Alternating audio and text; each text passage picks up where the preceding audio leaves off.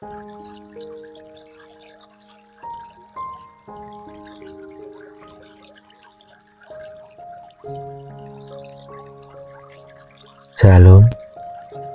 sahabat lentera hati yang berbahagia. Apa kabar?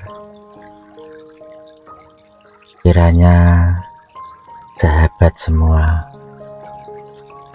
selalu menikmati damai sejahtera, kebahagiaan, dan kesehatan dari Tuhan. Sahabat, sejenak kita akan bersama-sama belajar tentang iman dalam pujian. Sebelumnya mari kita menghadap Tuhan terlebih dahulu. Tuhan,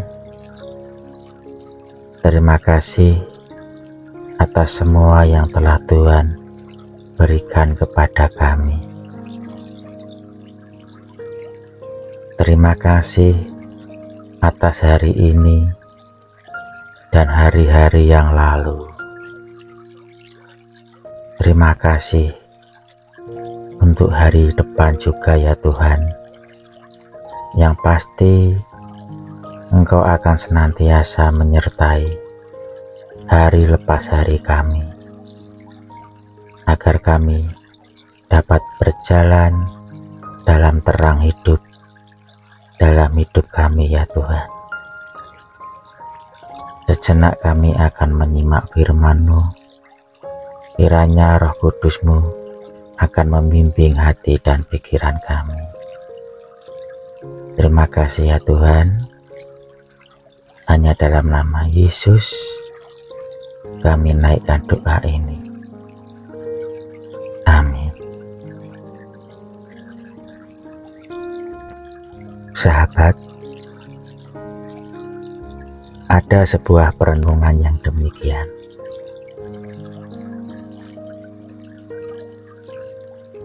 Dalam kitab Para Rasul 16 ayat 19 sampai dengan 40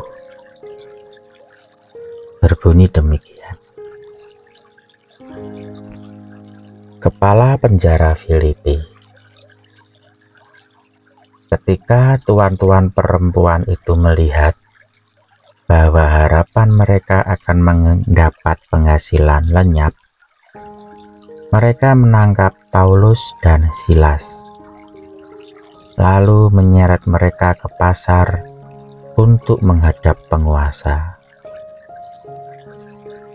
Setelah mereka membawa keduanya menghadap pembesar-pembesar kota itu, berkatalah mereka, katanya, orang-orang ini mengacau kota kita ini, karena mereka orang Yahudi, dan mereka mengajarkan adat istiadat yang kita sebagai orang Rom tidak boleh menerimanya atau menurutinya. Juga orang banyak bangkit menentang mereka.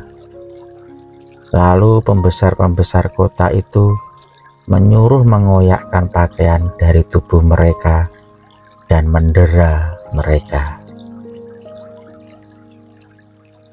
Setelah mereka berkali-kali didera, mereka dilemparkan ke dalam penjara. Kepala penjara diperintahkan untuk menjaga mereka dengan sungguh-sungguh. Sesuai dengan perintah itu, kepala penjara memasukkan mereka ke ruang penjara yang paling tengah dan membelenggu kaki mereka dalam pasungan yang kuat. Tetapi kira-kira tengah malam, Paulus dan Silas berdoa dan menyanyikan puji-pujian kepada Allah, dan orang-orang hukuman lain mendengarkan mereka. Akan tetapi terjadilah gempa bumi yang hebat, sehingga sendi-sendi penjara itu goyah. Dan seketika itu juga terbukalah semua pintu dan terlepaslah belenggu mereka semua.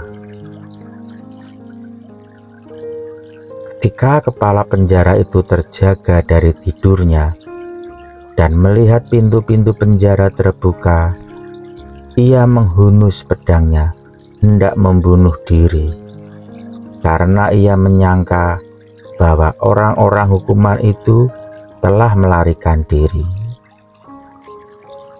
Tetapi Paulus berseru dengan suara nyaring, katanya, "Jangan celakakan dirimu, sebab kami semuanya masih ada di sini." Kepala penjara itu menyuruh membawa suluh, lalu berlari masuk, dan dengan gemetar tersungkurlah ia di depan Paulus dan Silas. Ia mengantar mereka keluar sambil berkata, "Tuan-tuan, apakah yang harus aku perbuat supaya aku selamat?" Jawab mereka, "Percayalah kepada Tuhan Yesus Kristus, dan engkau akan selamat, engkau dan seisi rumahmu." Lalu mereka memberitakan firman Tuhan kepadanya dan kepada semua orang yang ada di rumahnya. Pada jam itu juga kepala penjara itu membawa mereka dan membasuh bilur mereka. Seketika itu juga ia dan keluarganya memberi diri dibaptis. Lalu ia membawa mereka ke rumahnya dan menghidangkan makanan kepada mereka. Dan ia sangat bergembira bahwa ia dan seisi rumahnya telah menjadi percaya kepada Allah.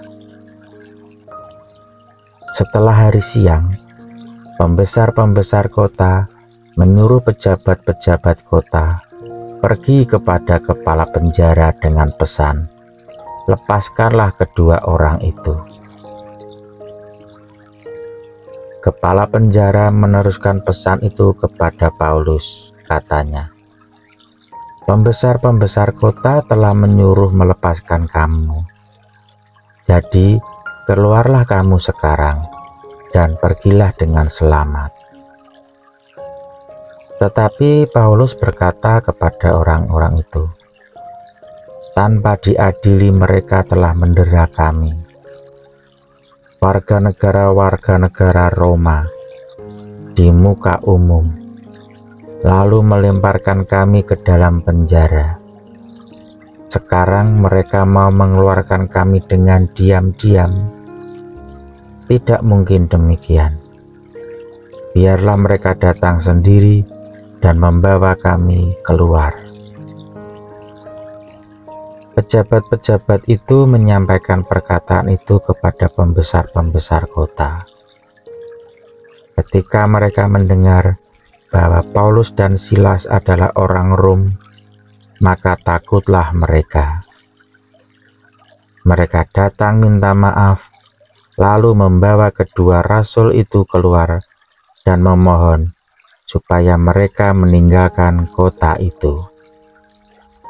Lalu mereka meninggalkan penjara itu dan pergi ke rumah Lydia. Dan setelah bertemu dengan saudara-saudara di situ dan menghiburkan mereka, berangkatlah kedua rasul itu. Sahabat, ada sebuah renungan yang demikian ini. Bernyanyi memiliki banyak manfaat bagi kesehatan mental dan tubuh. Bernyanyi dapat menghilangkan stres, merangsang respon imun, meningkatkan ketahanan terhadap rasa sakit, serta meningkatkan fungsi paru-paru. Bernyanyi dipercaya dapat membawa suasana hati menjadi lebih baik. Bahkan, menyembuhkan luka secara emosional. Bernyanyi juga menjadi bagian ibadah orang percaya. Nyanyian pujian dapat mengekspresikan hati dan pikiran tentang Allah dan karyanya. Pujian menjadi ekspresi iman, doa dan harapan orang percaya kepada Tuhan. Karena itu, sungguh baik memuji Tuhan di setiap waktu. Tidak tergantung pada suasana hati tertentu. Pujian bukan hanya dipakai untuk mengungkapkan kegembiraan ketika mengalami kemenangan, melainkan juga untuk menyeimbangkan dan melepaskan duka cita ketika menghadapi persoalan. Tak heran jika Paulus dan Silas pun tetap memuji Tuhan ketika berada di dalam penjara. Melalui doa dan pujian, mereka menyatakan kesaksian iman tentang Tuhan yang berdaulat atas segala sesuatu. Tindakan Paulus dan Silas menjadi gambaran bagi kita bahwa sesungguhnya sukacita orang percaya ada di dalam hati mereka. Tidak ditentukan keadaan lahiriahnya. Jika demikian, betapa baiknya melantunkan pujian bagi Tuhan. Bukan sekedarnya, apalagi memujinya dengan asal-asalan, melainkan memuji Tuhan dalam roh dan akal budi, dengan kesungguhan hati dan penghayatan. Dengan begitu, pujian kita tidak hanya membangun kesehatan jasmani saja, akan tetapi juga menjadi ungkapan iman kepadanya, sebagaimana doa dan ibadah kita yang lainnya. Bagi kita, lantunan pujian bukan hanya sekedar kebiasaan. Melalui pujian, kita mengekspresikan iman kepada Tuhan.